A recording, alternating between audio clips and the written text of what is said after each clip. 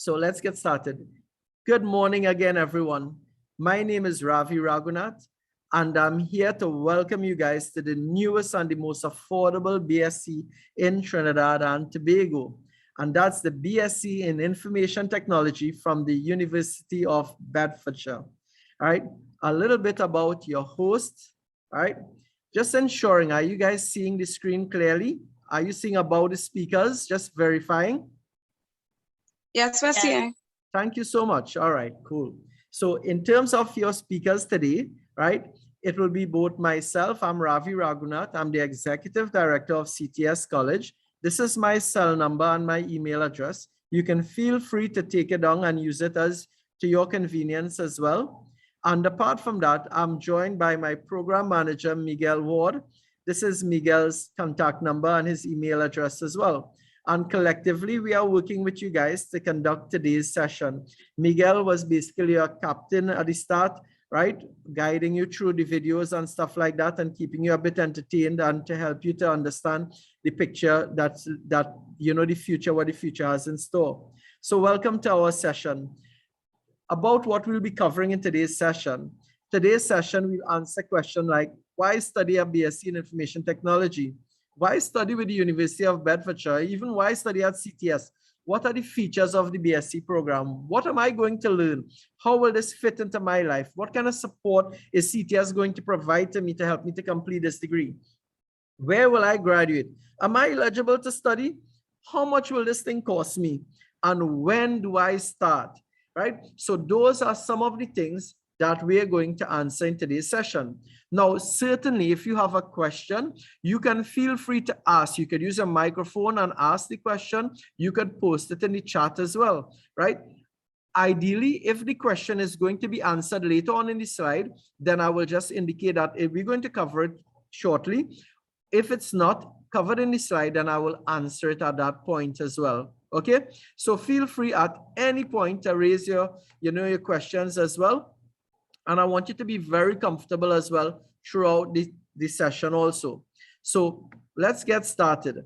So why study the BSc in Information Technology? Well, if I were to tell you, I've been asking students this at every information session. Any one of you care to say what you're hoping to achieve at the end of this? When you complete your studies, what are you hoping to do or to achieve? Why are you doing this, taking this journey?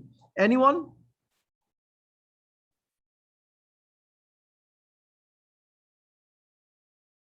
Come on, guys. Let me ask someone then. Okay. Abiel, is it Abiel Galan? Why are you studying? Why are you hoping to do this bachelor's degree? What are you hoping to benefit from it? Okay, maybe Annika or Anthony. Caroline. Now that's a familiar name. Hi, Caroline. Good day. How are you doing? Esther, it's good to have you in this session as well. Right? Yes, I'm here, thanks. Good. Any one of you, why are you choosing to study a BSc in your bachelor's degree? What are you hoping to achieve at the end?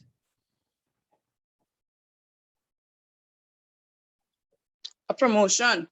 Wonderful. Wouldn't we all like that as well? Definitely. A promotion, a salary increase, etc. So we've been asking students over the past, please forgive me, my throat is a bit sore, but they were a bit more responsive than you guys do, right? And this is what they'll typically say. So these are basically pulling the answers from the past.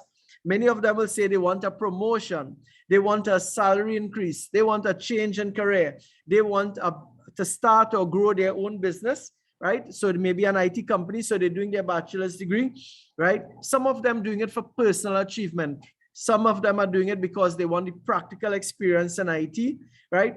And some are doing it, again, to enhance their employability. So these are some of the many different reasons students have given us for wanting to do their degree. This resonates well with you all. Is it generally one of the reasons why you guys want to do your degree as well? Yes. Good. Now, for many of you, what are the major hindrances to doing your degree? Anyone want to share with me what your major hindrance from doing your degree? Could you mind sharing with me?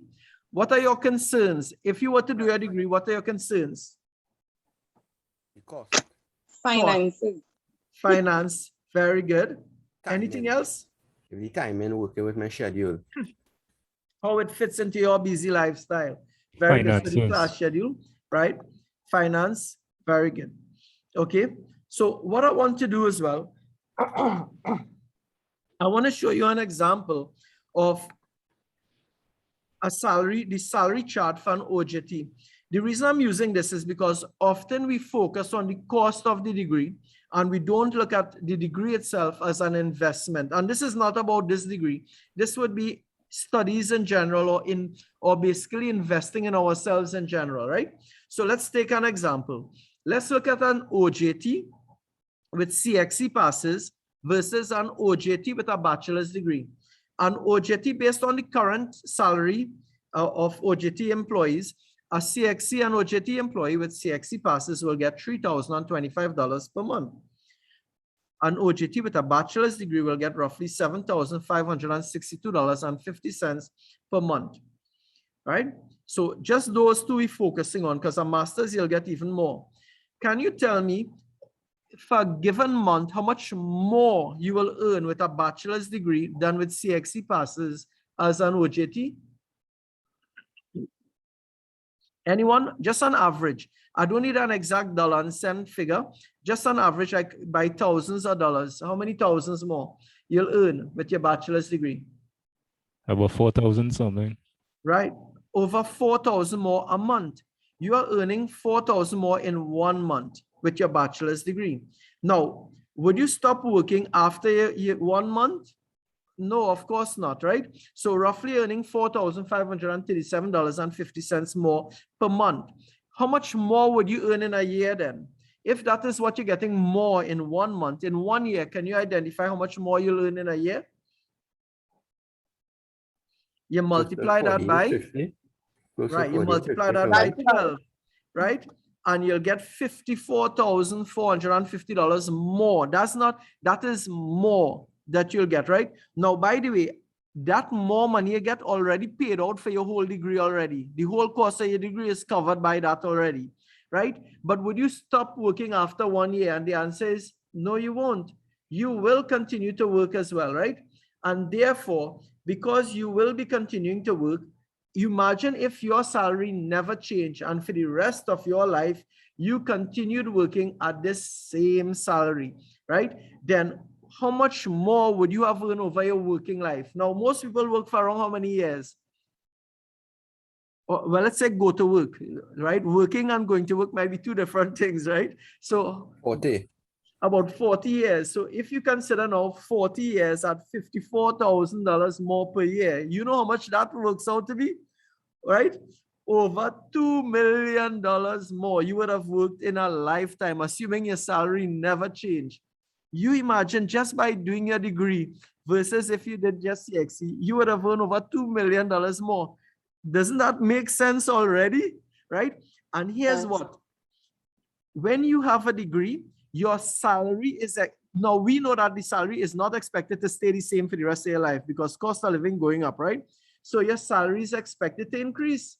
And we also know generally that persons with a bachelor's degree, their salary increase at a faster rate than a person without a bachelor's degree. So the rate at which your degree, your salary increases, right, is much greater with a bachelor's degree. In fact, some experts have even suggested that it could be as much as 4 to 6 million more you would earn with a bachelor's degree just by choosing to do a bachelor's degree over a lifetime. Isn't that amazing, guys? You imagine how many things you could acquire with that additional money. And not just you, your kids, their kids, you are leaving a legacy behind you. Many of you may have been unfortunate to not inherit from a legacy. And some of you may have been fortunate because maybe a parent, your grandparent, or one of them, may have studied or had a really good job and you all benefited as you went along. For some of you, that didn't happen at all. And you are going to create it. You are going to break that chain of, not getting, and you are creating a new chain of your future generations are getting because of your investment in yourself. So that's just an encouragement. Now, what I want to do as well, I want to look at some of the jobs for tomorrow, because the fact is you are not preparing yourself just for the jobs of today, but also for the jobs of tomorrow. Now, globally, the World Economic Forum, it's an online they're an organization that publish a lot of stuff regarding employment opportunities and things like that, and workforce and what is happening. Most people tend to go to World Economic Forum to get stats on future jobs and careers and what employers want and stuff like that. According to World Economic Forum, this is what they said about the future jobs. They suggested that the workforce is automating faster than expected. And they expect that over 85 million jobs in the next 5 years will become obsolete. Why? Because the automation is replacing those jobs. So therefore, automation in tandem with COVID-19 recession has created what you call a double disruption scenario for workers. So companies must adopt the technology to transform their tasks. And this is what has been happening, because as more companies adopt the technology to transform their tasks, jobs and skills are changing. So by 2025, they expect that over 85 million jobs will become obsolete and new jobs will be created. That's according to World Economic Forum. Now, may not be necessarily the case in Trinidad, but globally, that's the trend. And if you are preparing yourself for the future, just even take a look at this information session. We are using technology for this information session. Before COVID, we would have been maybe at the Hyatt Regency doing this information session or something like that, or in a classroom doing it, not necessarily in an online room. But look at where we are now. Technology, COVID disruption has caused technology, has forced us to use technology more. These are some of the jobs as well that World Economic Forum has suggested for the future, like data analytics, right? AI and machine learning, big data specialists, digital marketing, process automation, business development professional, digital transformation, information security, software and application developers, Internet of Things specialists, project managers, and a whole list. These are the top 20 areas that they are referring to, right? Okay, so this is where demand is increasing, and the other column is decreasing demand. So there's decrease for data entry, administrative, accounting, bookkeeping, accountants and auditors, etc. Right? These are the more mechanical stuff, and they are being replaced now by the automated stuff. Now, this is the link at the bottom here. You could check it out as well when you get a chance, right? Now, if you notice, a lot of these jobs are IT based as well, giving credence to the fact that maybe you should consider studying an IT job, an IT program, because you're preparing for jobs for the future as well, okay? Now, based on this now, why should you study with the University of Bedfordshire, right? For many of us, there's no team in the English Premiership Division with Bedfordshire, right? So if you follow football, you may say, well, I don't know any team in Bedfordshire, right? So therefore, I'm not familiar with the university. Had I said maybe it's Manchester, University of Manchester or Liverpool, you may say, yeah, man, I know about them because you're familiar with the football team, etc. But just to tell you a bit about the University of Bedfordshire, they have a tradition dating back to more than 100 years. They have over 20,000 students currently from over 120 different countries studying their programs. There are 5 physical campuses in the UK, in Luton, Bedford, Potteridge, Alsburg, and Milton Keynes, right? But what they've done as well, they are harnessing technology to make their programs available across the globe. They are partnering with institutions in China, Middle East, Europe, Southeast Asia, and Trinidad, as well as they are ranked in the top 6% of world universities, and they won the Queen's University Prize in 2013 which is the highest form of national recognition in the UK, right? So apart from that, they are ranked in many different areas as well, right? And let's talk a bit about CTS College. What do you know about CTS College? For some of you, CTS College, you're now hearing about it as well. Well, CTS College is a private tertiary provider. We have over 20 years in the education industry. We are ACTT recognized and recognized by the Ministry of Education as well. Our programs range now from preschool to primary to secondary to tertiary, including bachelor's and master's program. Apart from these, we have a range of IT professional programs as well. So there's a range of programs you offer. I think right now, we are the only school in Trinidad offering from preschool all the way to a master's degree, right? As well as professional development programs. And why is that? Because as a business, we teach students about running business. We teach students about being flexible, about being dynamic, about recognizing opportunities. And because of COVID as well, we started to broaden our reach into areas that traditionally were, there were challenges. So for example, because of COVID, a lot of parents are challenged with schooling.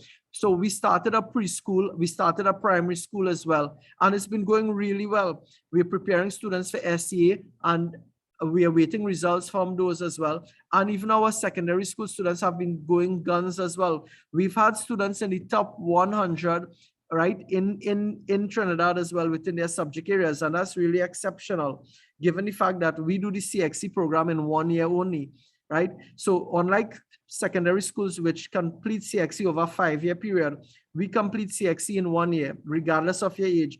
And our top student who got 5 1s and a grade 2 was a 14-year-old kid. When he wrote CXC, got 5 grade 1s and a grade 2.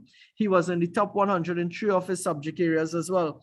So it's amazing what the younger kids are doing also.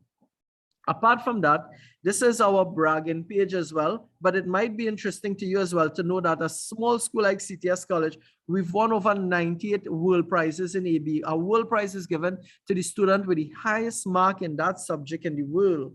I'm sure one of you might be a world prize winner one day, right? We've won 47 university prizes. We've won prizes with ABME. And apart from that, we've been recognized by ACTT as well. We won 11 ACTT awards, 6 for student support services, 3 for established quality management system, 2 for excellence in teaching and learning, right? These are really important to us because really, if as an employee of CTS and even as a student of CTS, you'll understand that we go above and beyond the call to support our students as well. And these are some of the reasons why we've won these awards. Please note, we've won more ACTT awards than any other institution in Trinidad and Tobago. And winning an award for student support service is the one that I cherish the most because our students are our priority. When you come to school, the support you get matters because that support could be the difference between what makes you pass versus what makes you fail, right? So our support is really, I would consider it second to none. If you liaise with many of our students, our support is really our key distinguishing factor. We have lots of experience delivering the bachelor's degree in IT as well. We have over 15 years of experience delivering a BSc in IT with over 85% pass rate. We have over 2,000 applicants, over 500 getting first class honors as well. And our graduates are employed in various sectors of the economy. All right. Now, early on, I'd ask you about what it is you're interested in the program. And what we've done, we've been serving existing students, past students, about what they're looking for in a bachelor's degree. And these are some of the things students have indicated that they are looking for in a degree. So, and these specifically were the things we looked for when we were trying to find a program for our students. So one student wanted a program that was fully accredited. Why is that? A lot of students are migrating to the US and Canada, and they need a degree that is exportable, something that they can use if they go to Canada, America, or any other country for that matter, whether they're traveling through the CARICOM region or going to Europe, etc. So the program is fully accredited. Therefore, we have students who have migrated and have gone to Canada or the US as well to work. We have students in Germany as well doing the programs. Next. Students want a program that is globally accessible. Why? Some students indicated, look, I've had to travel. Some students indicated, look, I'm migrating and I want to complete the program while I'm away. So I'm not finishing the program in Trinidad, I'm finishing while I'm away. So I want to be able to access the program from anywhere. One of the wonderful news is the program is globally accessible. You can access it from anywhere in the world. It's practical. So now we even listen to what employers wanted. Employers felt that in the past, too many students, they were getting graduates generally, this is across the board, who could not perform when they come to work. They had a lot of book sense, but they didn't know how to apply it to work. So they say book sense, no common sense. But the reality is that part of it requires training as well. But they wanted degrees that were more practical. So when we were looking for a degree, we were looking for a practical degree, one where you have to solve real life problems as well. And that's one of the key benefits of this program. Apart from that, a lot of students indicate, I want to get my degree right away. If I could get my degree tomorrow, I want that. I don't have to wait 4 years or 5 years to complete a degree or 3 years to complete my degree. I want to get my degree as quickly as possible. So we looked for a program that was accelerated, where you could get your degree in the shortest possible time, because you don't want a degree that is taking up 5 years of your time, because by then you've gotten married, life has changed, you have kids, or so many other stuff has happened as well. So you want to get your degree as quickly as possible. And as you guys have said, you want something that was affordable. Cost is crucial, right? So based on these now, and armed with these, we then looked for programs that satisfy these, and we came up with this particular program. So this program is fully accredited. It's accredited in the UK by QA, which is the Quality Assurance Agency in the UK. QA advises the government on awarding degree granting power to universities as well. So you just cannot create a university. You have to be approved by QA, and QA will then advise the government if to confer the award on you as a university as well. So the University of Bedfordshire is subject to QA review, and they have met all the expectations. So they are QA approved.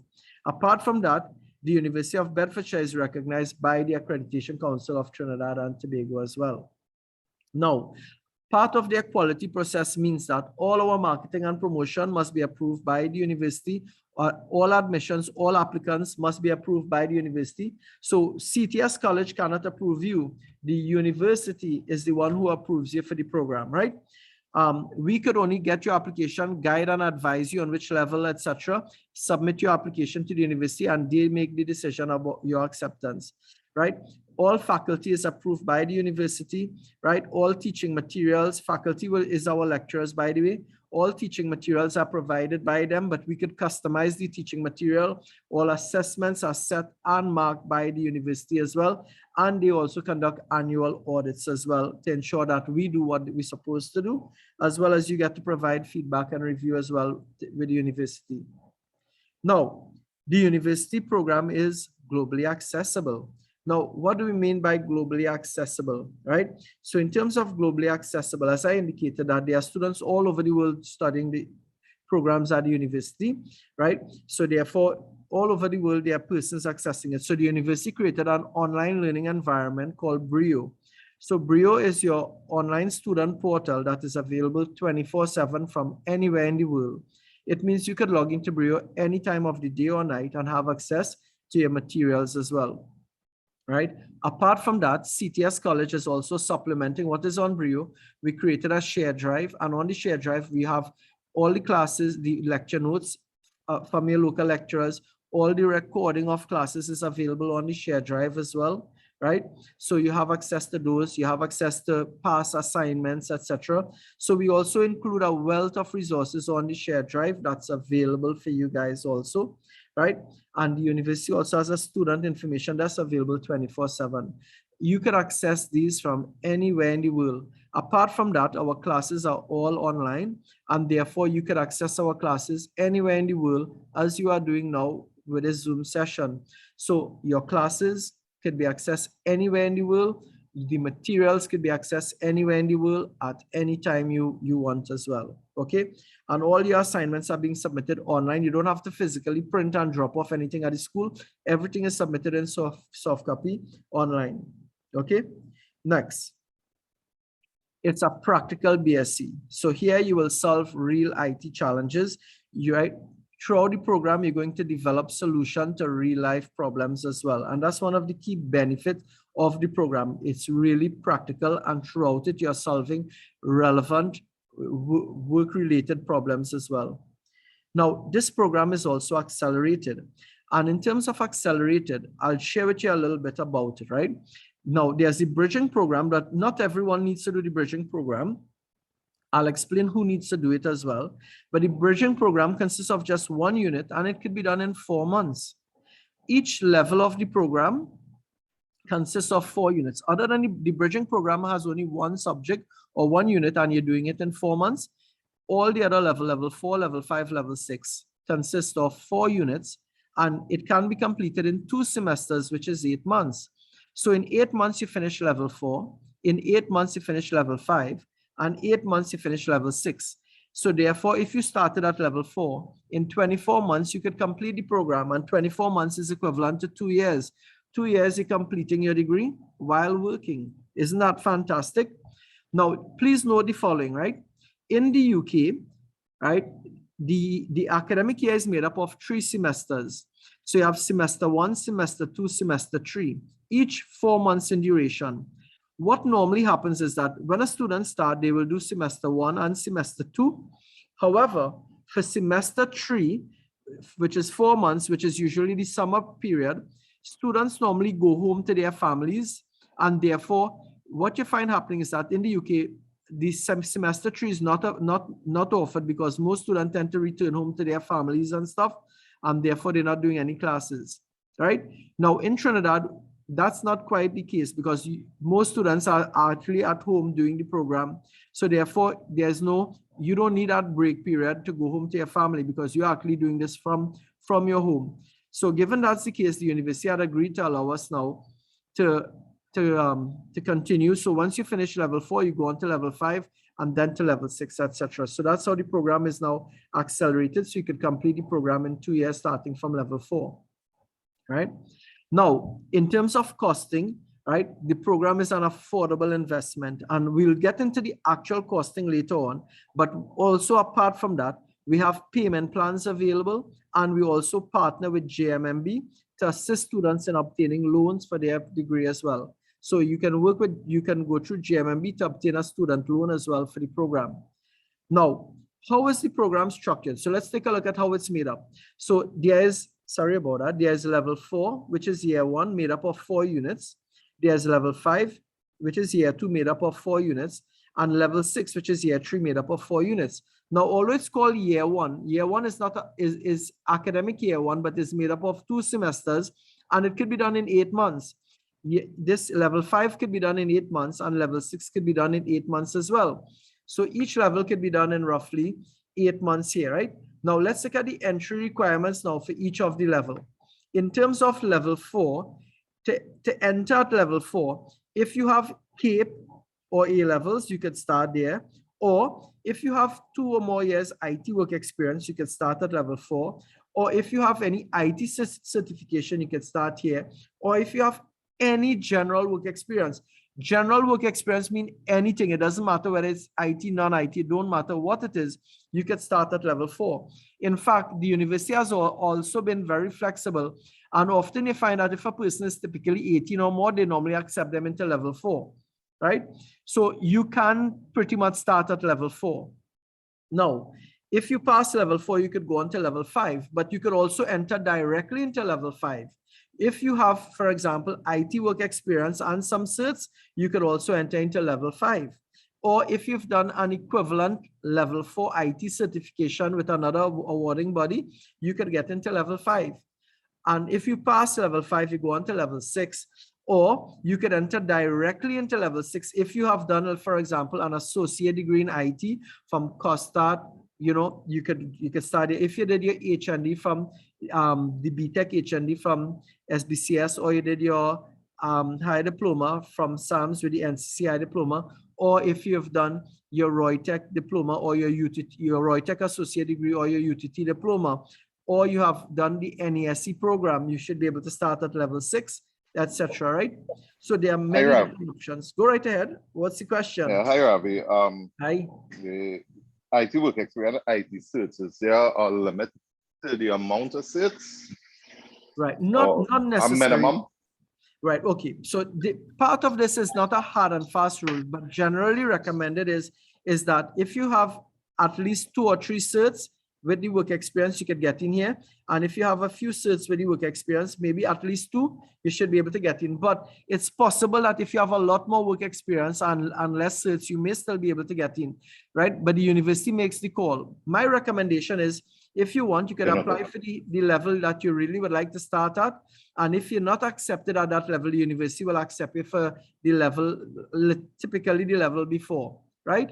But most cases, when we review your application, right, in most cases, I would say we have like a 85% accuracy rate where the level we recommend you for is the level that you get accepted for, right?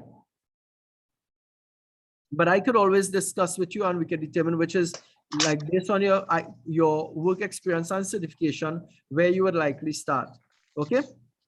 All right, Now, thanks. cool. Now, apart from these, if you don't satisfy any of those, then you have the bridging program. Now, who is the bridging program for? Now, a lot of students think they have to start the bridging program, and the answer is no. The bridging program was really created for like persons who straight out of CSEC, you start the bridging program. So really, I even have students who haven't written CSEC. For example, I have a student who's writing, who is in the bridging program, who actually started the bridging program before they actually wrote their CSEC subject. So without any CSEC passes, they started the bridging program. So ideally, like 15-year-olds, 16-year-olds, 17-year-olds typically will be the one enrolling in the bridging program. All right. But once you are a mature person, 18, 19, etc., typically you start at level 4. I say typically because it's dependent on the university's acceptance, but that's normally the case. Once you're 18 or more, with or without any work experience, you find that the university typically allow you to start at level 4. The bridging program is really ideally suited for persons who either didn't write CXC or just wrote CXC, but under the age of 18, right? That's usually who the bridging program is for. Based on that, can each of you figure out which level you think you might be at and entering at then? So I'll reiterate. The bridging program is ideally for persons who might be 15, 16, 17, around that age group, right? Those persons will be more in the bridging program, okay? All right, so we went through a bit of the entry requirements and the different levels as well, right? So what am I going to learn in this program? So here's what you're going to learn. In year 1, the focus really is in terms of introductory skills. So in year 1, you will learn about hardware. You would learn about how computer works. You would learn about databases, creating a database. And you would learn about ER diagrams, creating and running queries in SQL, etc. Right? So right now we are using Oracle SQL for our database in level 4 and in the bridging program as well. You will also have access to Cisco Academy, where you will gain a Cisco qualification as part of the course, but that's only for level 4 students. So if you're starting level 5 or 6, you would not have access to it. Only level 4 students will, right? Which And Cisco certification is that? Right. Basically, Cisco created a network certification specifically for the university. I believe it's very much like Cisco, like NetPlus or one of those. But the fact is that they give it their own name, Cisco networking qualification, right? So they created one for the university. But here's the other thing with Cisco, so they created the qualification specific to the university. You have access to Cisco Academy. And what Cisco also did, it gave students as well access to a set of free courses. And if they pass those courses, they would get Cisco certification. So they offered students as well an option to do a few of their own certification as well at no additional cost. They gave them access to all the materials, and students simply have to prepare and pass the exam, and you get additional certifications. All your certifications are digital certificates, though, right? You're not getting a physical certificate, but a digital certificate, which is where we're heading as well. So as technology advances, all certifications are normally now digital certificate, except for your bachelor's degree, it will be a printed certificate, okay? So you will have access to, you will learn Java, you will learn Python programming, you would also learn writing code in SQL as well. You would learn about databases, you would learn about networking. So those are some of the things you'll cover, more foundation and fundamental skills in IT. In level 2, you'll learn about programming. You'll learn about designing systems. You would learn, for example, the current class, they are learning to build an application using PHP. They're learning to build application using WordPress. They're also learning to build an application in Oracle Application Express. Apart from that, you're learning some project management. You're learning design with HCI design as well. In the final year of the program, you are going to develop an independent program. So for example, most of the students are building an e-commerce application for an organization. You're also learning to solve problems. So the university gives you the option to give you a range of fields, and you could solve a problem. So for example, you could develop a content management system or an e-learning system or different system you could develop for an organization. So you have to identify a problem, right, within an organization and come up with an automated solution and design and develop the solution as well. So you're solving real life problems. So you're getting a lot of hands-on skills and experience throughout the program. right? And that's one of the key benefits, so that when you go to work, you have learned a lot that you could employ and practice. You're learning project management skills as well as part of the course, because it's an integral part of the final year as well. These are the different subjects in the different levels. So notice bridging program has only one subject, right? And it's done in 4 months. Level 4, level 5, level 6, each have 4 subjects or 4 units, right? You're doing 2 at a time. In a given semester, you're doing 2 subjects. So you're doing 2 subjects in one semester, 2 in the next, 2 in one semester, 2 in the next, and so you go until you finish the program. So in 8 months, you're finishing a level. Your classes are typically on Saturday, but you may have evening classes as well. So I know you're concerned about how will this fit into your busy lifestyle. Well, let's talk about it, right? First of all, there are 3 intake periods for the year. 1 in February, 1 in June, 1 in October. Now, although the university say October, the truth is classes are starting in September in some instance, and some it starts in October. In this case, we are starting in September. In fact, classes start September 25th with induction the week before that. But there's a June intake, a February intake. So there are 3 intake periods. So if ever you miss out, you have 4 months again before next intake starts, right? So it's not too bad. Apart from that, now let's look at how the subjects are delivered. Every unit or every subject has a 2-hour class per week. So you have 1 2-hour class per week per subject. Of course, apart from that, if you have an assignment due, we may add additional classes to help you with the assignment, to do tutorials, etc., right? So in some cases, you may have additional class to help you. So for example, I did indicate here, like, for example, in level 5, the students are building an application using PHP and using Oracle and also using WordPress. So what we did was we added an extra class to teach you WordPress and an extra class to teach you Oracle. I got someone who's an expert in WordPress and someone who's an expert in Oracle to teach the classes as well. So you're getting trained by industry leaders. For example, the guy who's teaching you networking is a guy called Glenn Singh. If you Google Glenn Singh or go on Amazon and search for Glenn Singh, Glenn has written at least 5 or 6 books in networking, right? So he's an expert in networking as well, writing several books as well for PACT, and also he's written a book for Cisco as well. So he's teaching the class. So I'm very fortunate to get experts in the field delivering the class as well. Apart from that, you'll have every unit will have 2 assessments or 3 assessments depending, right, over the 4-month period. So the semester runs for roughly 13 weeks, right? Sometimes there may be a break, so it is 15 weeks, but normally 13 weeks of classes, right? And apart from that as well, some semesters you have a 2-week break, right? Between the semester, some you get a break at the end of the semester, right? So to note, let's look at an example timetable for September, right? So an example timetable for September will include the following, right? If you're in the bridging program, you have 1 class Saturdays 8 to 10 a.m. That's all that you need, a 2-hour class for the bridging program. If you're in level 4, this module is split into 2 because 1 is hardware, 1 is software. So the software part is taught by a person who is trained in software or soft skills, and the hardware part is trained by someone in the hardware. So you have a class Saturdays 8 to 10 and another class 10:30 to 12:30 on a Saturday, but you also have 1 class on Monday. So you have 3 2-hour classes in level 4, right? In level 5, you have 2 2-hour classes. Level 6, you have 2 classes, 2 2-hour classes, right? And if you're in the final semester, then you have 3 2-hour classes. Not bad, 6 hours of class for the week, or 4 hours as the case may be, right? And it's 2 hours at a time. Apart from that, classes are recorded. If you miss a class, you have access to the recording as well. Okay, so this is a typical timetable, and this should be able to fit into your busy lifestyle.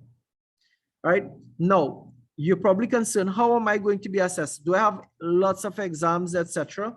And this is typically how you're going to be assessed. Students are assessed in a variety of methods. However, in a given subject, you might have either 1 or 2 forms of assessment, but overall throughout the course, you may have coursework, which is the predominant assessment is coursework, which is like an assignment that you're given very early to complete. You may have a group or individual project.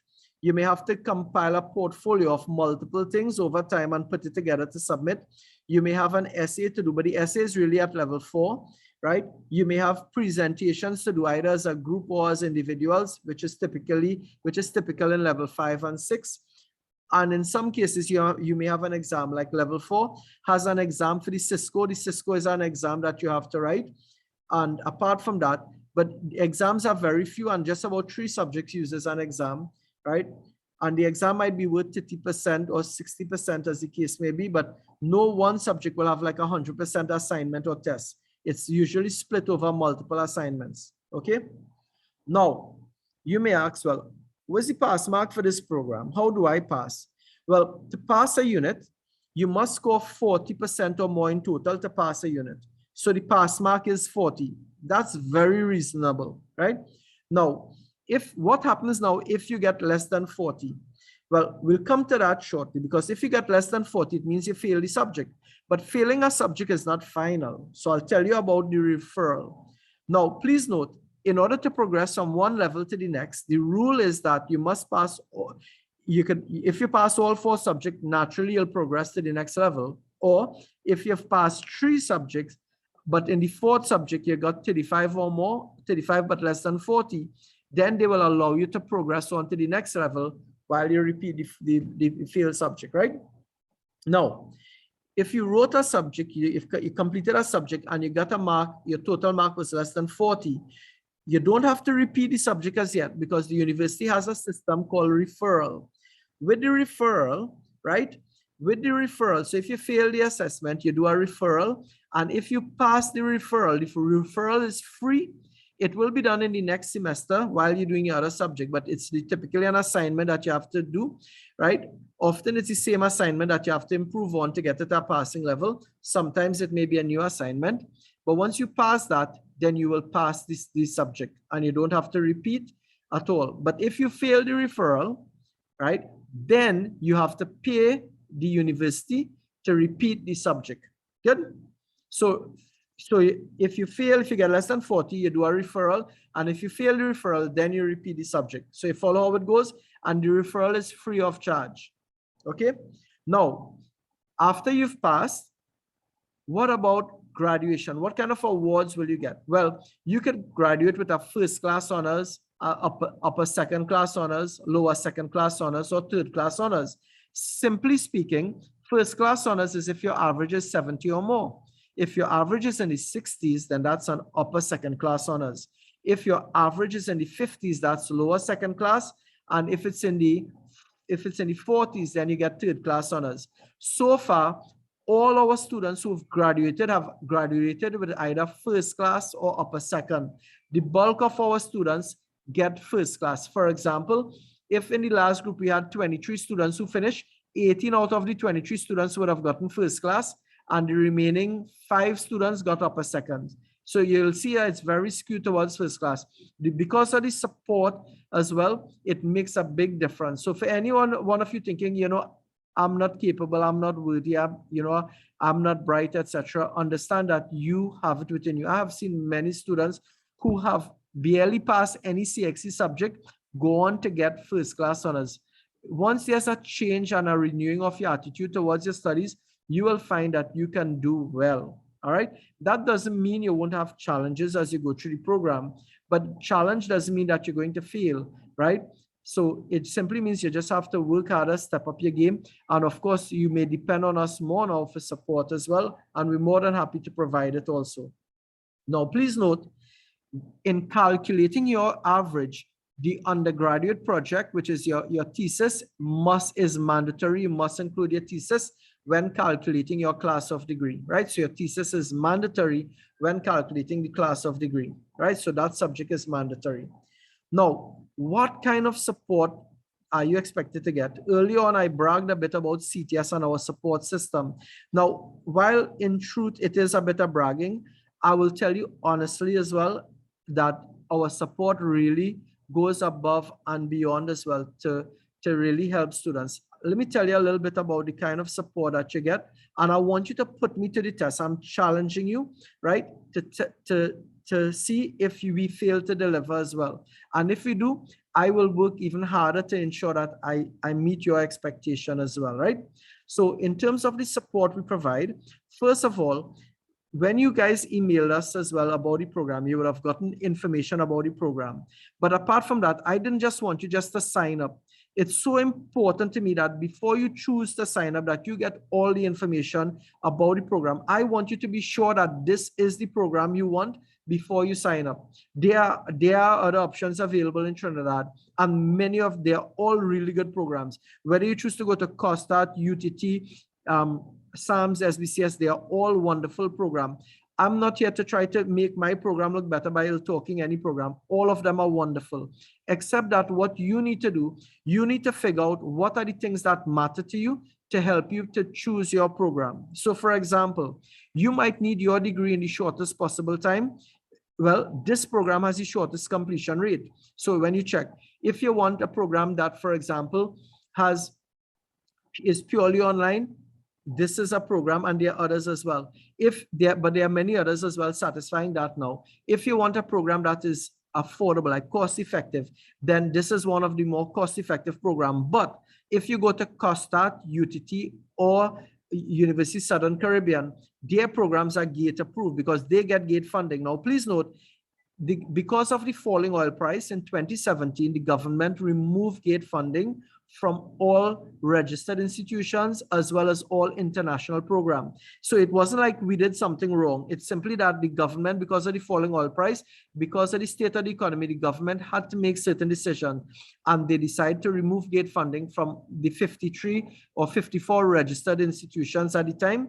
So CTS, SBCS, SAMS, all of us, GATE funding was removed, but it was a decision the government had to make. So I fully understand the need for making some of the decision as well. So what we did, we basically now added payment plans, we reduced pricing, add payment plans, added work with the bank as well to assist in getting loans for students, etc. But naturally, there are fees involved in the program. So if you're looking at a GATE funded program, then COSTAT, Roytech, those are GATE funded. Now, on the other side, though, so while those programs are GATE funded, the other side of it, though, is that the programs might be 5 years to complete your bachelor's degree. So you may have to now consider GATE funding for 5 years versus, my personal funding for 2 years, right? As the case may be. So you have to factor those in as well. All right. So as I said, they're all really good programs, but each has its pros and cons, and you simply have to figure out which one works best for you. Now, if you are one who need a lot of help and support, then ideally I will encourage you to consider CTS. So apart from the information session to give you all the details about the program, right, to help you to make the right choice or an informed decision, apart from that, before you start as well, we will have an induction session where we go through academic writing, plagiarism, Harvard referencing, things like those. We even go through the university handbook so you understand what it is to be a student, your role, your responsibility, because at the end of it, you are going to start a degree. If that's what you choose to do, you need to understand that you are required to do work. You cannot start a degree and then say, well, I didn't expect I had to study. I didn't expect that, thing, or you come and say, well,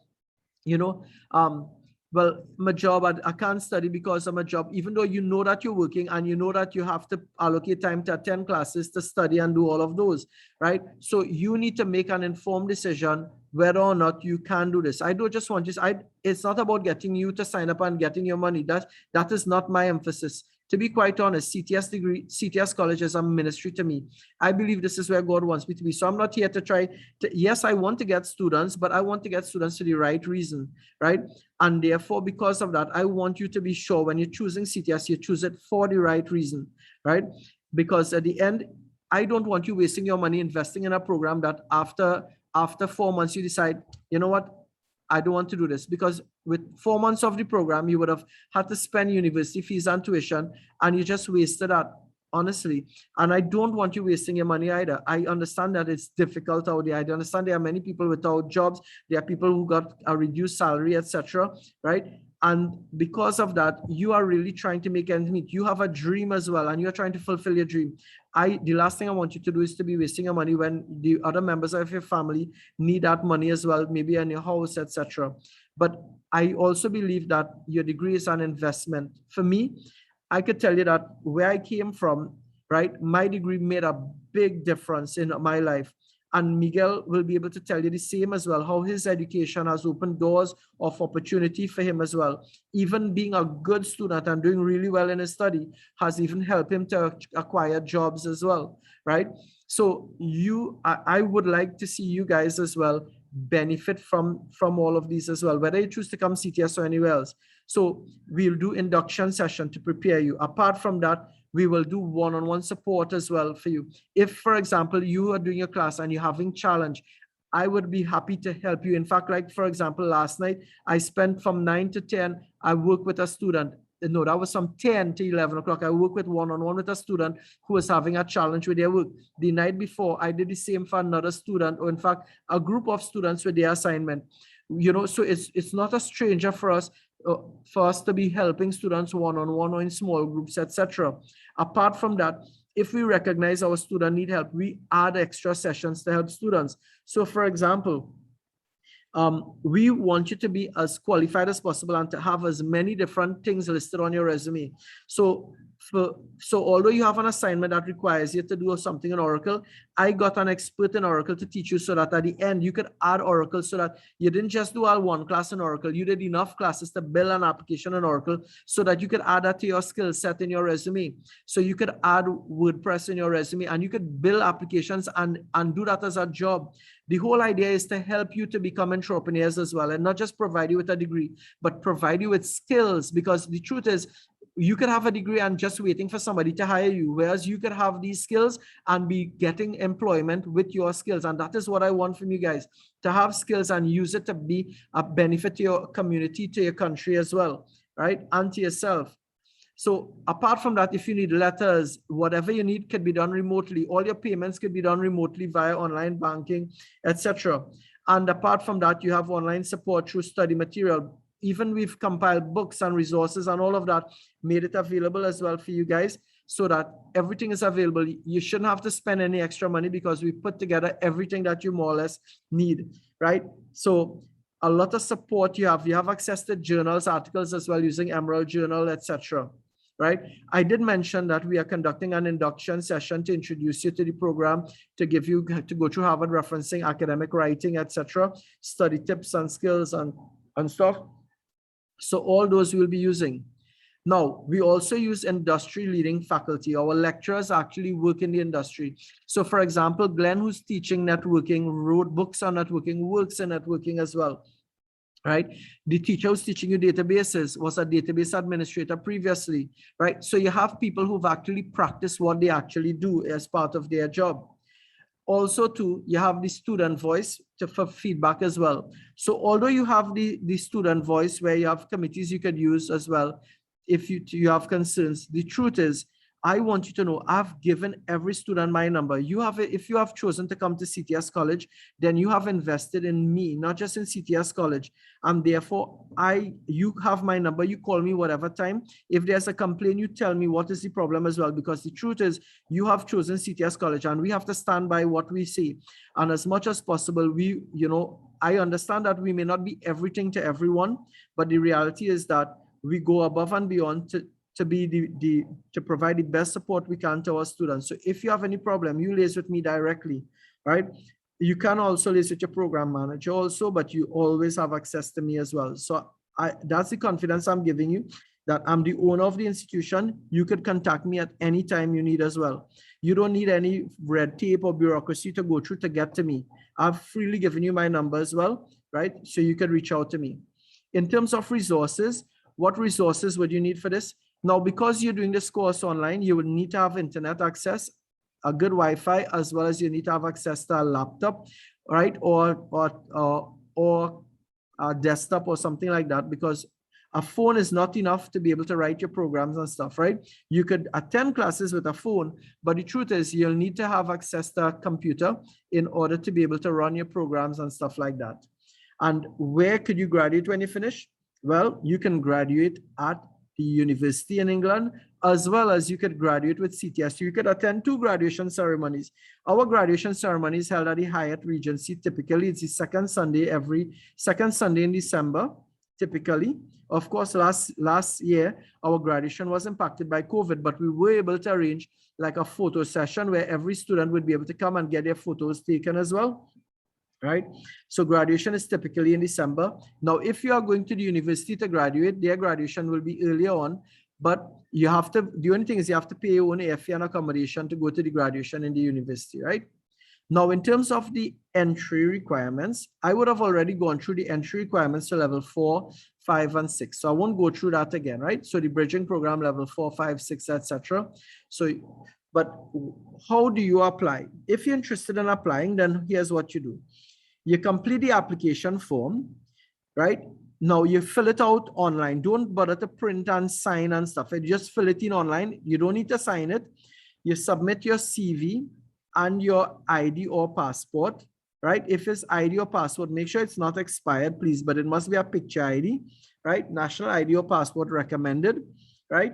Now, if you're using work experience, ideally a letter from your employer will be helpful. I don't need to see a salary. I just need to show that you worked in IT, right? And your responsibilities.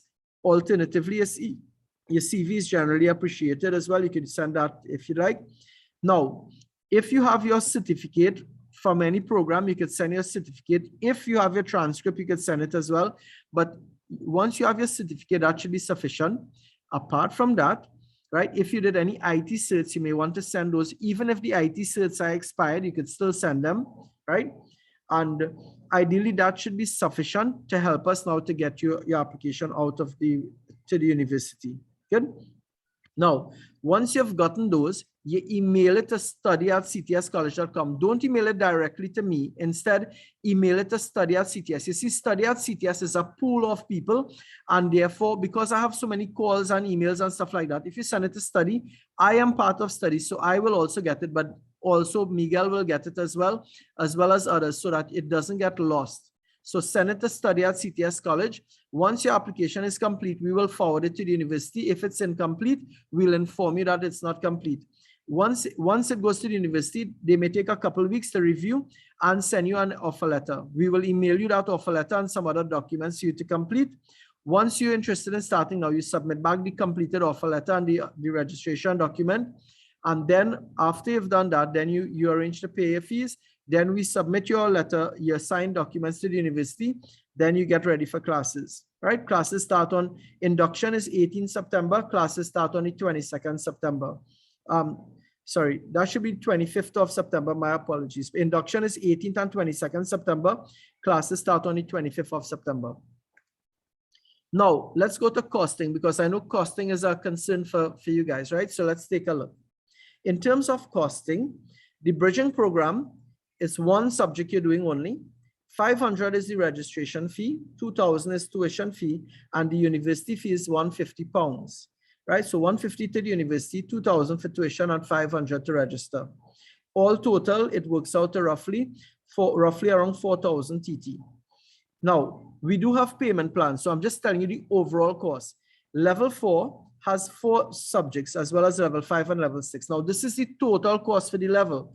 But what you do, you're not paying all up front. You're paying per semester, and you can even pay monthly as well, which I'll come to shortly. It's 500 to register each semester. You're paying 2,000 per subject, and there are 4 subjects. So your total tuition is 8,000. But as I said, you're only paying for what you're doing in a given semester. So you're doing 2 subjects at a time. So it'll be 2,000 by 2 in 1 semester.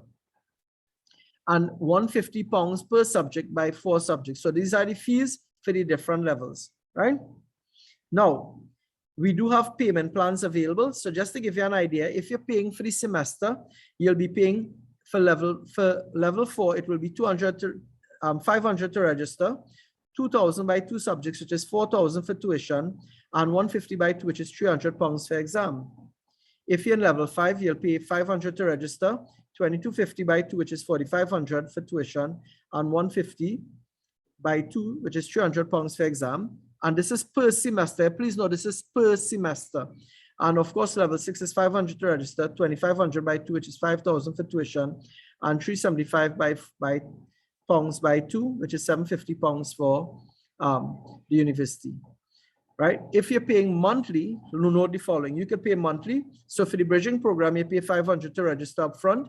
You pay 500 each month for 4 months, and you pay the university fee of £150. If you're in level 4, you pay 500 to register. You pay 1,000 per month at the beginning of each month, right? 1,000 per month for each month for 4 months, right? At the beginning of each month, and 300 is paid for the university at the start. And the same for like level 5, level 6. The values are here for level 5, level 6. Any questions regarding the monthly payment plan? Anything here you're not certain of? Given this was a question for many of you, is there anything here you're not certain of? All good on my end. No problem. I'll email out all of these to you guys as well, right? So you'll have it The as well. 750. Yeah, well, that was gonna ask. You could email the I will email presentation. all of this to you guys, right? Is there- And it has, Is there a monthly payment plan for the university fees all right. or just the Now- tuition? Okay, now here's what happens, right? The university charges me your fees up in full. Normally, I get charged early on in the semester, so I have to pay that £750 for each student in level 6 or 300 for level 5 or level 4 early. Now, the problem that I have is that because of past experiences, I have allowed some of the students to pay monthly and they've never paid the fees at all. And in the end, I still have to pay the £750 because they are charging me for it. And because of that, I'm now at risk because imagine at level 6, I have paid £750 for you to the university, but you haven't paid me any of these other fees. I have just basically indebted myself. And that is why I encourage students to pay their fees at the beginning of the semester. However, if you would like to start and it is a challenge for you, I am willing to meet with you one-on-one and make a special allowance, but that's on a one-on-one basis, right?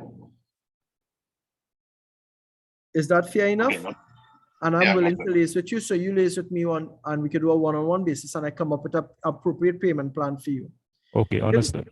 All right. Now, one thing though, you must complete payment of 1 semester to move on to the next semester, right?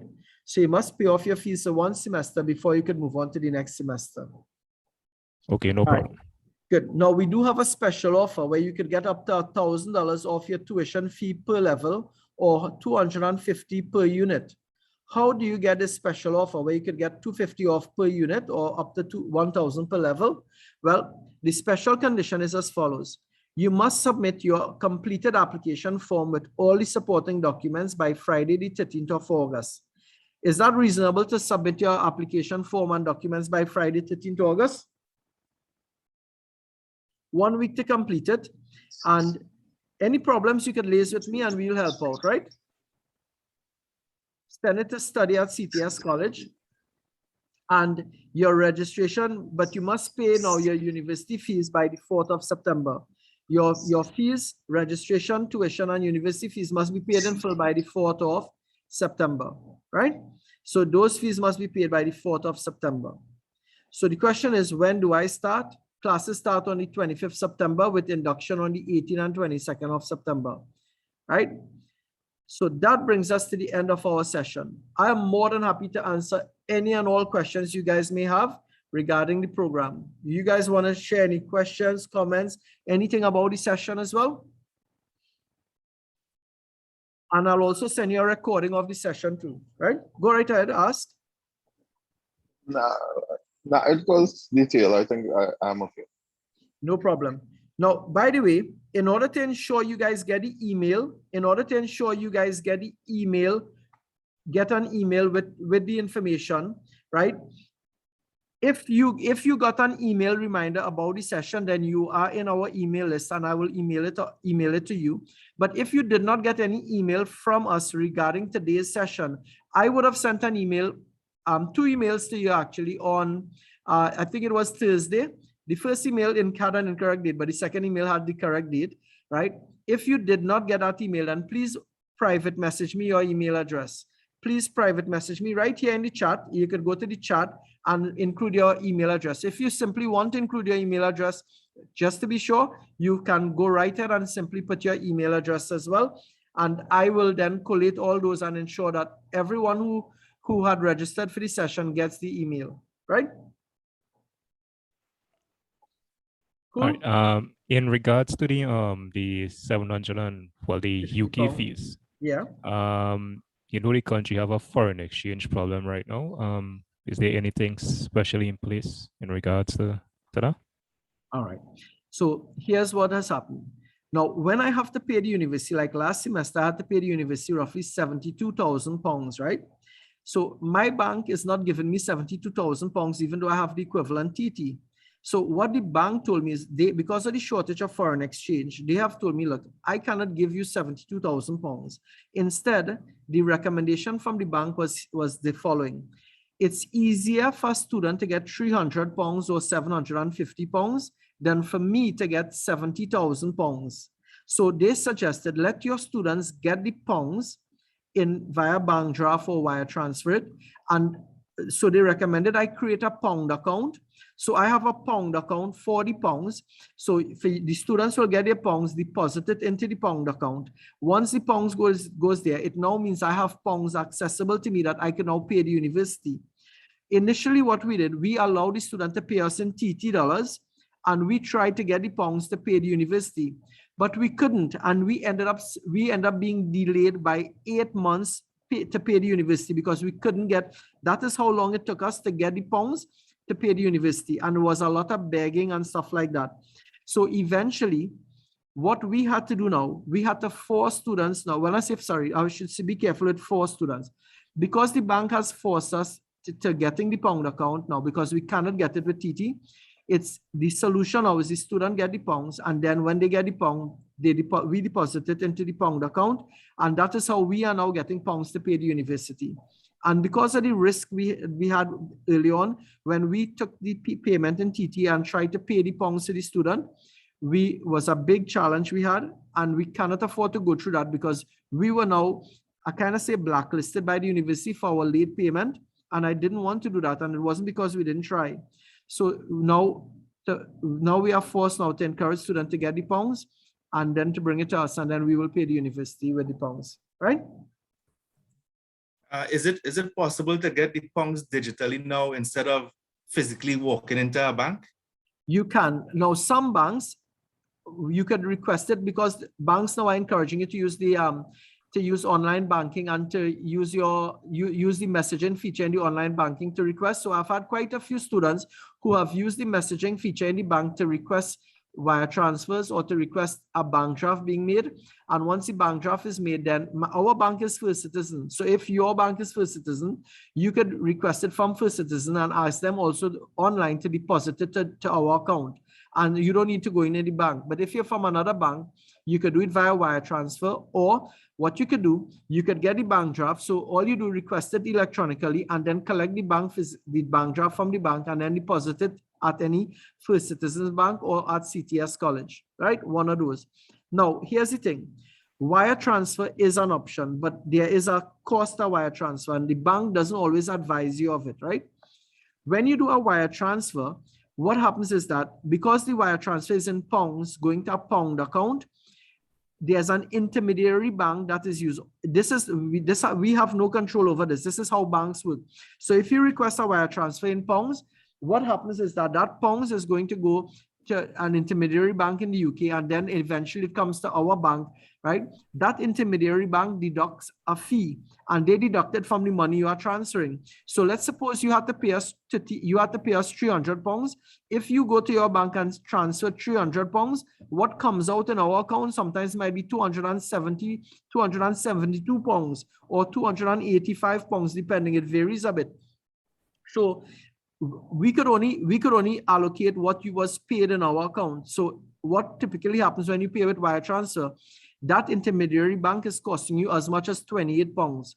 So you have to determine if you want to absorb that £28, right, which is about 280 TT, right, or you prefer to do a bank draft. So the choice is yours, right?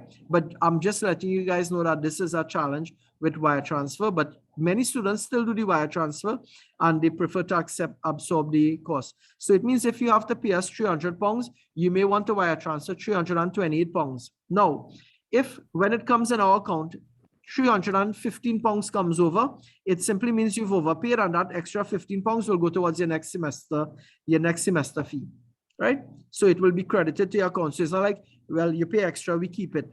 It will just go towards your next semester fee. Cool? Thank you. Hey, Welcome. morning, Good morning. Ravi, right? Yes, Ravi. Yeah, Adrian here. Too. Hi. Hi, Adrian. Right, so, yeah. I just came in this session, but my girlfriend was in this session for me. Well, you and I will speak separately and stuff because I'm not looking for September. It'll be January, right? So, look out for an email Right. and stuff with me. So, with in regards to payment terms and That's no problem at all. And you also have my cell number as well, right? My cell number, just to reiterate, my cell number is 777-1294. 777-1294 is my cell number. 777-1294, that's my cell number, right? So feel free to reach out to me at any time, right? Regarding my cell, call me at any time to discuss. And that's for everyone, any one of you who are not sure, or you can reach out to Miguel as well, right? Hey, Ravi, just one question concerning level 6. Kind of missed that part of it. What I want to find out, is it just a capstone project you're doing, or do you have No. other courses to go with it? There are 4 units in level 6. The project is one of them, right? But the one will be social professional project management. One is advanced IT. And then you have the research methods and emerging technologies, and you have the undergraduate project. So those are the 4 units in the final year, right? With the capstone project being one of them. On that capstone project would be on the final semester, or you start that on the Right. first? So research methodologies and the capstone project are all interlinked, right? So research methodology is where basically you come up with your project idea, etc. And in the next semester, the undergraduate project is where you deliver the capstone project. So you actually build the application in the second semester, right? But what I've been doing is I'm getting students in their first semester to start working on the application and attend the classes for it as well. So by the end of the first semester, you already have your application done. Oh, all right, I understand. And you said you provide support for those areas? I do. I'll give you an example, right? If you don't mind, I want you to stay online. I want to share with you an example of like a class. And I also want to show you how to complete the application form as well, right? So what I'll do, I'll show you like the resources we make available to you guys, as well as the sample of lecture notes with the kind of support. And then I'll also show you how to complete the application form. So just give me 1 second. I'm just pulling up that now, right?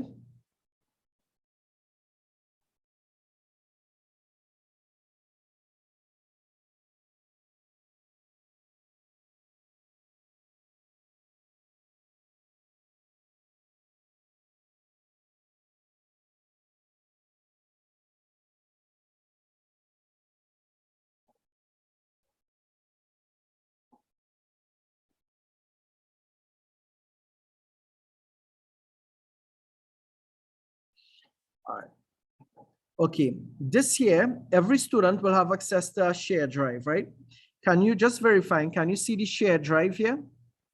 With Yes, level I can. 4, level 5, good. So I'll show you an example here. So this is level, each level has their shared folder. On the shared folder, for example, right? Well, first of all, there's a folder with supporting information. Supporting information will have like tutorials on academic writing, how to access Emerald Insight, like guidance with group work, Harvard referencing. So this will have your resources for Harvard referencing, even recording of Harvard referencing class, etc. Right? It will have the induction slides and the recording. It'll have how to pay fees, how to view your results, even software we have available here, the timetable and Zoom link for classes are all available in here. In case if you forgot what your Zoom link for class. Apart from that, we have WhatsApp group. We'll send you reminders of classes in the WhatsApp group. Let's take a look at the undergraduate project, right? And I'll use specifically this here. For the undergraduate project now, if you were to go into this here, right, you will have let's go to our lecture notes. So in our lecture notes folder now, your first assignment is a reflective report. If you're going to the reflective report, this is the lecture notes and you have samples of projects, sample of students who did really well as well in theirs, right? Of course, all of those are with students' permission. I would provide those samples for you all. Let's take a look at the lecture notes as well for the reflective report. So for the reflective report now, I'll just guide you what an example lecture note is, but this will vary from lecturer to lecture, right? I usually start off my class with a little word of encouragement, etc., right? What the class will cover, right? The assessment schedule, right? But what we will do as well, so I'll tell you when the assignment is due and how the marking scheme as well, before and how to submit, like, is a Word document, the file name and convention, the structure of the report. So then I get into how to structure a report, and then I will go through the report bit by bit and guide you. So for example, let's look at the cover page. I even tell you what should go on the cover page, an example of a cover page. The table of contents, I show you like typically what the table of contents will look like. For the introduction, I will tell you, like, for the introduction, ideally it should include the following, right? So for the aim, it should be a sentence or two telling you this. Then I'll give you an example of the aim. Then I'll give you more examples. So your aim should start with something like this, include these, include this, etc. And I give you examples of the aim, right? So you have examples to look at as well. Then we have an in-class activity where you have to write the aim for your project. Then the same thing with the problem, to describe the problem. So I'll guide you in terms of describing, and blue basically is example of how you can write it. So I give you an example to show you how to do it as well. So that's an example of how we go through. So you get step-by-step guidance in completing the assignment, right? For it, but you cannot plagiarize what I have. I'm showing you because we all learn differently. For example, I learn more from seeing. I'm more visual. So if, for example, you tell me we're going to build a table, I want to see what a table looks like first before I could build it, so that when we do it bit by bit, I could already see the end result. Now, that's an example of the slides. Let's go back as well to the shared drive. What else is there? So apart from the lecture notes, for each component of the assignment, you have lecture notes. You also have access to what the university provides, which is their guided learning. So the guided learning is the university's notes, right? Week by week. All right. Apart from that, so this is the university's guide in terms of the lecture notes, right? You have, for example, the online recording, all the books that we're going to use. I've compiled the books that we need and I put them here, so you have access to the books that we need as well, right? You also have access to the assessments here as well. But because I've had samples and stuff like that, so these are the actual assignment questions. And then apart from that, you could get access to the online recording. So even in the online recording, apart from viewing this semester's recording, you could view this semester's recording, but you also get access to previous recordings as well. So you could go to previous semesters and view recordings. Some students, for example, some students move ahead of the class and they look at last semester the recording. So they basically look at the class in advance because the recording don't change drastically. So this is a bit of the support that you get online with the shared drive and the material, etc. that is available, right? So that's an example there. And what we're going to look at next is we're going to look at the bridging program, and all classes start on September 25th. So just answering question on the slide, the bridging program and all classes are online only, right? There will be no physical classes, at least for now, right? And bridging program on all levels start September 25th. However, I'm encouraging you to submit your application and documents by Friday of next week. That's Friday. What day is Friday of next week again, guys? Anyone want to remind me? I believe it's the 14th. Right, just go back here again. It has, right, submit their documents by Friday, the 13th of August. Friday, 13th of August. Make sure you send it to study@ctscollege.com, right? Okay, now the last thing I want to do is to look at the application form. So let's look at how to complete the application form now.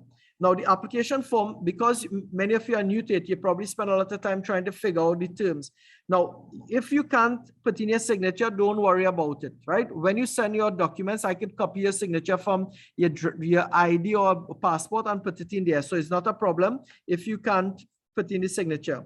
You choose male or female appropriately. You enter your date of birth in the format day, month, and year. Good? First name goes here, your first name goes here. And your family name is your surname. So this is your surname going in this other one. So your surname goes there. Now, the next one, previous name, previous name applies to only people who've changed their last name, or you change your name. If you change your name, you put your previous name here. If not, you leave blank. Don't worry about the passport, right? Leave that out. Here you put your correspondence address. Now, the only time you need to fill out the right-hand side is if your permanent address is different from your correspondence address. In that case, you could include both, right? Next, if you have a home phone number, you could put it here, or if you have two phone numbers, you put one under telephone and one under mobile, right? So this is my mobile phone. Then you put your email. Now, make sure this email address is the email address you're emailing us from. The reason why we ask that is because sometimes students put an email address here that is invalid. And if that email is invalid, that is what the university is storing on your account and will be sending stuff to. So they will be sending stuff to you via an invalid email address. So make sure you put a valid email address, and the email, try to send us your documents from the same email address here, because we could verify that yes, it is valid. Is it possible to put two email addresses just in case? You can. So you could put a second email address, but they will use one really in terms of their file system. But I'm more than happy to send to both email addresses for you. When I'm sending you stuff, I will correspond on both email addresses, right? Okay, next, do you have a criminal conviction? Well, you'll put yes or no accordingly, right? Next, this part here now, country of birth, Trinidad, or whichever country you were born in, your nationality, Trinidadian. If you want to put Trinidad and Tobagonian, that's fine. So please forgive me if I didn't put Trinidad and Tobagonian. No love lost to the Tobagonian students or anything like that. It's just that I'm just simplifying it for students as well. The country of domicile is where you're currently residing. Where are you currently residing? Trinidad, Tobago, Jamaica, Barbados, Canada. You fill in accordingly. For this part here, I just generally suggest put no, and visitor here for this one, and just no for these, right? Even though the answer may be different, I just generally recommend that. Okay. The last one, you could leave it out, or you could put how will you pay? You could put self-funded. If you or your parents are paying for it, you could put self-funded. Next, this part of the form is filled out. You don't have to worry about this part. Section 3 is pre-filled. You don't have to worry about that. Section 4 now, it normally the form which we emailing you will have BSc Information Technology and will have UG. But this part is crucial. Here you put which level you want to start. It's important that you fill in the level you want to start, like year 1, which is level 4, or year 2, level 5, or year 3, level 6, right? So fill in the appropriate level, okay? I will always recommend someone to don't put bridging, but put year 1 as your worst case, right? And let the university decide if you should go to bridging or not, okay? And the entry period now will be, yours will be September 2021. For yours, you could put September 2021, okay? So for yours, you could include September 2021 if you like, or October 2021, your choice. September 2021 or October 2021, your choice, okay? Next, this section is crucial because this is what the university is looking at to determine whether to accept you or not. Now, if you did CXC passes, don't put one line per subject. If you did CXC passes, you put secondary here, right? So let me just use the pointer. If you did secondary CSEC, you put secondary here, you put your start and end, when you started, when you finish, right? If, of course, this is the year you finished, which is, or you got your certificate, right? 2016 in this case. The awarding body is CXC, not your school. The awarding body is the CXC, and you'll put simply 6 CXC passes, right? Or 5 or 4, however, 8 or 9, however many CXC passes you put here, CSEC passes. If you did A levels, then it's secondary. You put the year again. CXC is the awarding body, and you put 8 CAPE or A level passes or something like that, or however many. Let's suppose you did certifications. If you did certifications, you'll put IT, you'll put the year you started and finished it, and you'll put the awarding body like CompTIA and A+, CompTIA A+ or something. Or you could put, if you didn't write the exam, you could put the school you did it at, like CTS College, and you could put CompTIA A+ that you did, right? What if you went to UTT and you did a diploma now? You put IT, you put 2017 or whatever you start and ended the program and the year you completed it, and you'll put the awarding body UTT, and it's a diploma in whatever. let's suppose now that you didn't finish the program. If you didn't finish the meaning, or you finished the program and you didn't get your certificate. If you finish and didn't get your certificate, then you will have, for example, like 2018 to 2020, you went to COSTAT, it's an associated operating system, but you don't have the certificate award as yet. Or what if you're incompleted, you started a program, but you dropped out, let's say at UE. So you went to UE from 2017 to 2020, the awarding body is UE, you didn't complete it, so here is blank. You did BSc IT, year 2 incomplete, right? The same thing if you did it at COSTAT or whatever and you're incomplete, included. Once it's an IT qualification, included, because even though you're incomplete, still included, because those things could help you to start at a higher level. Next, if we scroll along the page now, this here is where you put like your CXC passes. So you'll put if you did GC, whatever. If I did CXC, I'll put none, and I'll put CSEC English. All right, you'll put your grade, like grade 2 or whatever. Now, one thing to note, sometimes when you fill the form, this is repeated in all 3 lines, right? So you could, it's not a problem if you put everything on the first line, like CSEC English grade 1 or grade 2 or grade 3 and the year as well. You could put that in. Next, which is the last page. If you have work experience, I will suggest you prioritize your IT experience. So IT technician, company XYZ from 2019, April 2019 to current.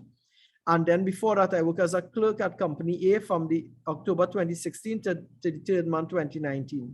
So this is how you fill out your work experience. Any questions? All right, do you have any disability? Yes or no? You can say no. If you have none, if you have yes, you say yes. How did you hear about us? You could put agent, or if you found out from a particular person, you could include their information here. Now, this part for references, you need to include reference, but here's what. All you need is really, I need 2 persons, their name, phone number, and email address if you have it. If you don't have the email address, no problem, but name and phone number ideally would be fine, right? For at least 2 persons. You don't need to put all this other address and all of that. Name and phone number would be fine. Of course, if you have the information, you could fill out the rest of the fields. That's up to you. The 2 persons ideally should not be family members like your mom and dad, etc. But generally should be 2 persons, either 2 persons you work with or teacher, etc. But if you're barring those, then you could put maybe neighbors and stuff like that, right? They don't call the people, so you don't have to worry. And if you could put your signature, put in. If you can't, don't worry about it. And that is completion of the application form. So you complete the application form, send a copy of your national ID passport or passport, as well as copies of your certificates, etc. Please note if you are taking pictures of these to send, please take a good picture. Don't take one where it's slant, bent up, or your finger all over it, etc. Right? I understand the challenges as well, but I'm encouraging you guys to try, understand I have to send this to the university. So it should look like, look, you know, there's a quality process in doing it. So try to take a really good picture. You can get someone to help you out as well. And make sure the picture has the whole certificate, not piece of the certificate, etc., but the whole certificate is captured, right? It's okay if you have extra space around it. I could always crop out those and fix it before I submit it to the university. All right. Any other question, guys? No, that's it. All right, cool. One question. For students that probably have not collected their certificates as yet, who wrote CXC this year, you could print out your results on CXC website. Would I have received it in time? No, but you wrote the CXC results. Okay, gotcha. Yeah. Now, for those who just wrote, if Yes. you just wrote CXC and you don't have the results, you can still submit your application without the CXC results, right? Just fill in all Okay. the rest, right? And if you want, you could put your CXC timetable or something, but you don't need to. It's not necessary, right? Okay. How old are you, if you don't mind? Well, it's not me, it's for my son, and Because- he's right. 16. Right. So likely he'll be in the bridging program, and there are no Uh-huh. entry requirements to the bridging program. So he does, you know, he just fills out all the other stuff, and there'll be no supporting like documents or whatever, right? Other than Okay. the ID or one of those, right? Okay then. Thank you. Right. Regarding section B, they talk about a personal statement. The personal statement is only required if a person doesn't have the requirement.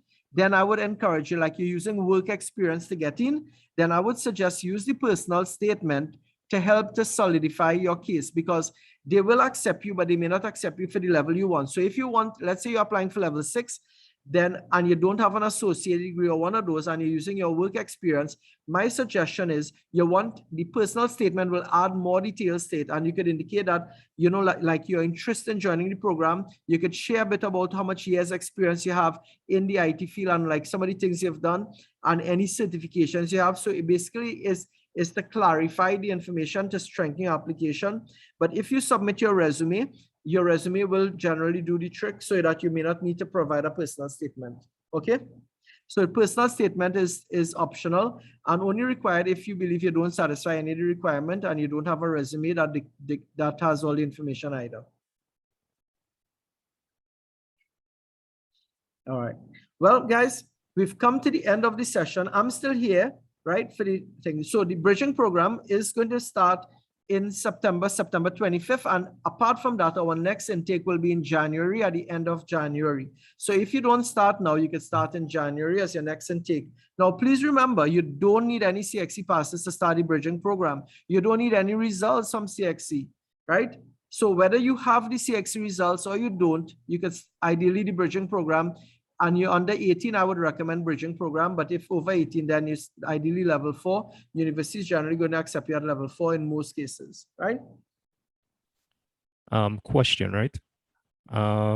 Due to the COVID-19 and so on last year, right? Some persons might be employed, right? You said you have a special relationship with GMMB, so persons could access like loans and so on. Correct. What's the process there? Okay, so what I'll do when I'm emailing you, I'll email the instructions to GMMB. Now, at the same time, GMMB requirement may change over time as well, right? And therefore, if you're not employed, right, it doesn't mean that you're automatically disqualified from the loan, but they may need to get other information because they'll want to be sure that you would be able to finance the loan at some point, right? So but I will send the details in terms of how to apply for the GMMB when I'm emailing afterwards with the link to the recording along with the different documents as well. I'll include instructions for GMMB as well in that email that you're getting. Would that be okay? Yeah, no, that would be no problem.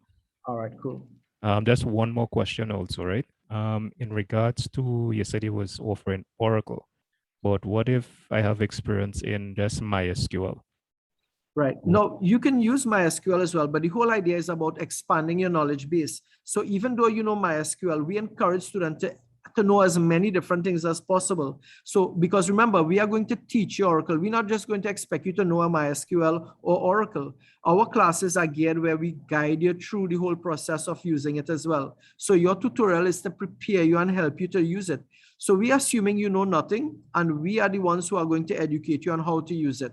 So I would encourage you that if you know MySQL, to use Oracle or whatever is recommended, simply because it will expand your knowledge base. But you can still use MySQL for your assignment, and you could learn Oracle, but simply use MySQL for your assignment if you wish, right? Okay, because I was thinking about starting at level 6. Okay, so gotcha. So the Oracle will be taught at level 6 also, right? We don't use Oracle so much at level 6. We do PHP programming because the university would prefer more hands, coding. So we use PHP at level 6. Okay, well, I'm familiar with that also. I just wanted to find that out. No problem, sir. Cool. Okay, then, thanks. All right. Okay. Well, guys, go ahead. Okay, I'm good. Hi, Latoya.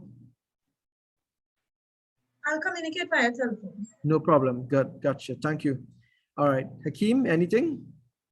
No, that was it. Thanks a lot. Okay, great. Guys, I thank you for attending this session. I'm always available if you need to talk to me as well, but I'm closing off the session at this point as well if there are no further questions. And it will take about 2 hours for the video to compile, and then I have to upload it to YouTube and then send you the link. Okay? So kindly allow about 2 hours before you get the email. Just in case, if you want, I'm encouraging you guys to put your email address on the chat so that I can ensure that you get the email as well in case. Okay. Also, when I email you, I'll be emailing you a link to find out how did you hear about us. It's a short survey, it takes about 2 to 3 minutes at most. It's just for you to select how you heard about us. By the way, if you don't mind, just by indicating How many of you heard about this information session from radio? Any one of you heard about this information session via radio? Nope. Okay, so I have one, good, two, all right, no problem. Next, how many of you heard about it from Facebook specifically? Facebook. 1, 2, 4. So Facebook, all right. All right. Okay, very good. How many of you found out about it from LinkedIn? Okay, so I'm ending the Facebook now. Good. Okay, now to LinkedIn. Any one of you found out? So I'm typing, let's LinkedIn now. Just 1 second. I'm typing LinkedIn on the chat, and now anything under LinkedIn will be LinkedIn. Anyone? How many of you found out via LinkedIn? Any one of you saw it on LinkedIn? Okay. All right. So we did radio, we did Facebook, other CTS website. How many of you found out about it via CTS website? Okay. Okay. All right. And last now, any other website, like you saw a brochure or a banner being advertised on another company's website, because we use pay-per-click advertising, which advertise on many other sites. So did you see our banner on any other website other than Facebook? And that is how you clicked on it to get the session. Any one of you?